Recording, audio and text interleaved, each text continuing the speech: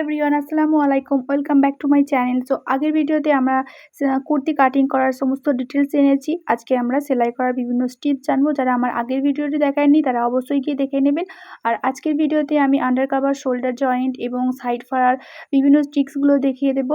আর যাদের সাইড ফাড়া নিয়ে অনেক প্রবলেম হয় তারা আশা করি আজকের ভিডিওটি দেখলে তাদের খুবই উপকার হবে। আর আগের ভিডিওটি যারা দেখে আসেনি তারা সেখানে দেখে আসতে পারেন। আমার আগের ভিডিওতে কুর্তি কাটিং করা কীভাবে মেজারমেন্ট নিতে হয় সমস্ত ডিটেলসে দেওয়া আছে। তো চলেন ভিডিওটি শুরু করা যাক। আমি এখানে ব্যাক পার্টটা রেডি করব। আর ব্যাক পার্টে আমি এখানে রাউন্ড নেক করব। তার জন্য এখানে আমি পেস্টিং পেপারে রাউন্ড নেকের একটা শেপ কেটে নিয়েছি এবং এক্সট্রা ফেব্রিকের ওপর দিয়ে সেটা পেস্টিং করে নেওয়ার পর ব্যাক পার্টের যে ফেব্রিক তার উপর সিধে দিকের ওপর রেখে এটা সেলাই করে নিয়েছি। এবার আমরা এক্সট্রা ফেব্রিকটাকে কাটিং করে নেব 1/2 ইঞ্চি পরিমাণ কাপড় রেখে এবং ছোট ছোট এখানে কাট লাগিয়ে নেব। কারণ কাট লাগিয়ে দেওয়ার জন্য এখানে উল্টে নেওয়ার সময় এখানে কোনো রকমের মানে কুঁচকে যাওয়া, ভাঁজ এসব কিছু হবে না। আর আজকের ভিডিওতে আমি আন্ডার কাভার শোল্ডার জয়েন করে দেখাবো। যাদের আন্ডার কাভার শোল্ডার জয়েন করতে খুব অসুবিধা হয় তারা আজকে আমার ভিডিওটি দেখলে অবশ্যই বুঝতে পেরে যাবেন। তো এখানে আমি ফেব্রিকটাকে উল্টে ওপর দিয়ে একটা চাপ সেলাই দিয়ে নিচ্ছি। আর এখানে ফিনিশিং সেলাই দেবো না, তার কারণ হচ্ছে আন্ডার কাভার শোল্ডার জয়েন করার জন্য এই পট্টিটা আমাদের খোলা রাখতে হবে। এরপর আমরা সামনের পার্টটা রেডি করব। সামনের পার্টটাও আমি এখানে যেরকম ডিজাইন করতে চাই সেরকমই কেটে নিয়েছি পেস্টিং পেপারে। সো প্রথমে আমি এখানে ফেব্রিকের ওপর মাঝখান দিয়ে একটা সেলাই দিয়ে নিলাম। এরপর যেমন ডিজাইন করেছি সেই ডিজাইন অনুপাতে সেলাই করে নিয়েছি। মাঝখানে একটা সেলাই দিয়ে নিলাম, তার কারণ হচ্ছে ফেব্রিকটা যাতে সরে না যায়। তো যেমন ডিজাইন করেছি সেরকম ডিজাইন করে আমি সেলাই করে নিচ্ছি। এরপর এখানেও আমি এক্সট্রা ফেব্রিকটা কেটে দেবো। এরপর ছোটো ছোটো কাট লাগে, এই কোণগুলো ছোটো ছোটো কাট না লাগালে এই কোণগুলো উল্টানোর সময় কোণগুলো ঠিক সুন্দর হয় না। এরপর আমি এখানে ছোটো ছোটো মানে দড়ি করে নিয়েছি।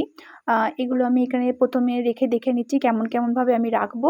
সো তারপর আমি এগুলোকে রেখে সেরকম উপর দিয়ে সেলাই করে নিয়েছি। আর এর নেকটা কিন্তু দেখতে খুবই ইউনিক। আর আপনাদের যদি এই নেকটা কেমন করে আমি কাটিং মানে ডিজাইন করেছি পেস্টিং পেপারের উপর সেটা যদি দেখতে চান অবশ্যই আমাকে কমেন্ট করবেন, আমি পরের ভিডিওতে এটা দেখিয়ে দেবো। সো আমি এখানে ঘুরিয়ে সেলাই করে নিচ্ছি আর আমার নেকটা প্রায় রেডি হয়ে গেছে। এবার আমি যে সাইডের মানে যে ফিতেগুলো লাগাবো সেগুলো আমি এখানে লাগিয়ে নিলাম।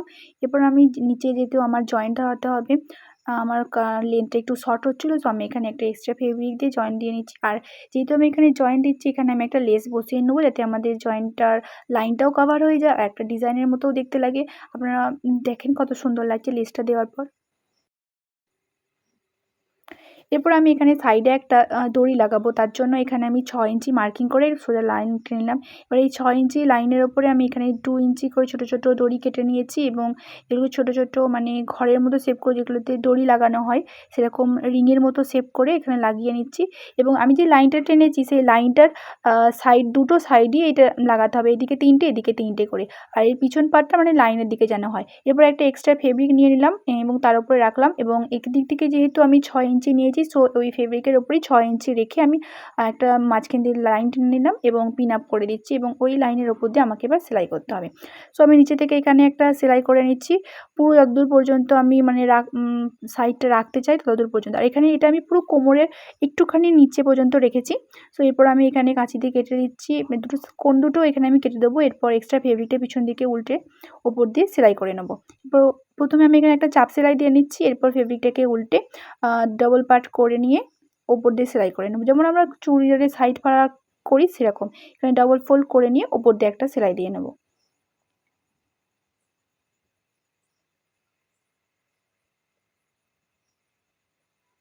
তো আমার এখানে সেলাই দেওয়া কমপ্লিট হয়ে গেছে। এবার আমরা শোল্ডার জয়েন করব। আর শোল্ডার জয়েন করার সময় প্রথমে ব্যাক পার্টের যেই এক্সট্রা পট্টিটা আমরা লাগিয়েছিলাম মানে নেক তৈরি করার সময় সেটা প্রথমে খুলে নেব। এরপর ব্যাক পার্টের সিধে পিঠের ওপরে ফ্রন্ট পার্টের সিধে পিঠটাকে রাখবো। রাখার পর ওই এক্সট্রা ফেব্রিকটাকে সামনের গলার ওপরে চাপিয়ে তার ওপর দিয়ে সেলাই করব। এরকমভাবে সেলাই করলেই আন্ডার কভার শোল্ডার হয়ে যায়। আপনারা দেখেন কেমন করে আমি করছি।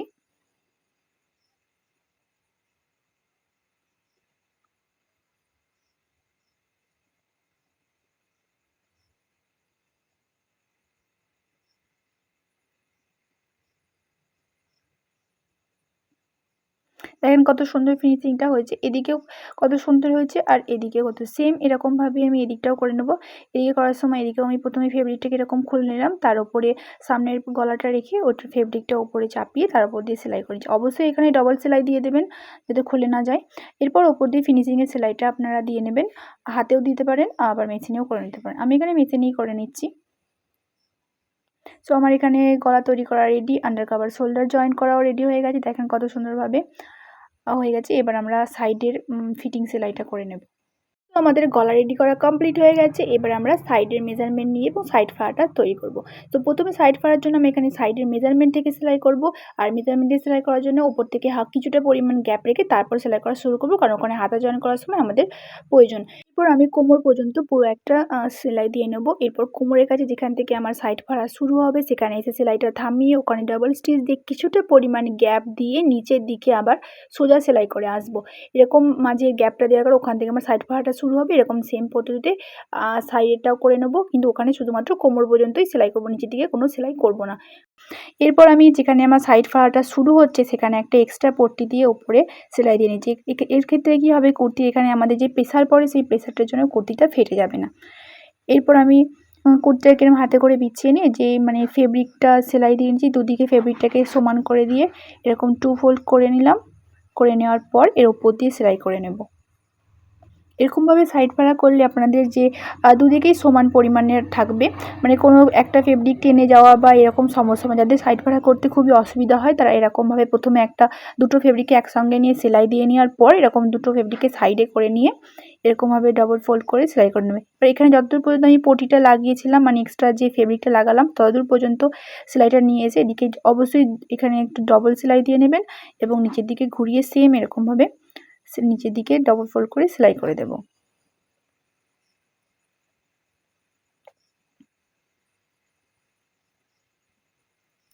এবার মাঝের সেলাইটা কিছুটা পরিমাণ সেলাই খুলে নিয়ে তারপর সুতোটা হাত দিয়ে টানলেই খুলে যাবে। দেখেন আমি এখানে হাত দিয়ে টানবো, কেমন খুলে যাবে সুতোটা। এরকমভাবে হাত দিয়ে টানলেই সেলাইটা খুলে যাবে।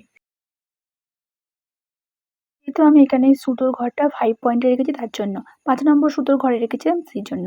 দেখেন কত সুন্দরভাবে সাইড ফাড়াটা হয়েছে। এরপর সাইড ফাড়া যেহেতু দুটো সেলাই দিতে হয় এবং সাইডের সেলাইটাও এখানে দিয়ে নেব এবং এই সাইডের সেলাইটা পুরো একদম সোজাভাবে নিয়ে যতদূর পর্যন্ত সাইড ফাড়া হয়েছে তার উপর থেকে নিয়ে ঘুরিয়ে সেলাই করুন। এভাবে আমি আরেকটা সাইডেও করে নেব। দেখেন কত সুন্দর হয়েছে একদম ফিনিশিংটা। এবার আমি এদিকে সাইডটাও করে নেব, এরকম সেমভাবে আমি এদিকটাও করে নেব। তো আমার সাইড ফাড়া এখানে কমপ্লিট হয়ে গেছে। দুদিকেই আমি এরকম সেমভাবে করে নিয়েছি।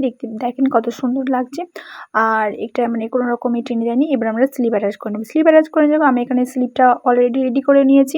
সো রেডি করে নেওয়ার পর এখানে যে আমাদের শোল্ডারের যে মিডল পয়েন্ট সেই মিডল পয়েন্টে হাতার মিডল পয়েন্টটা রেখে দুটো একসঙ্গে রেখে সেলাই করে নেব।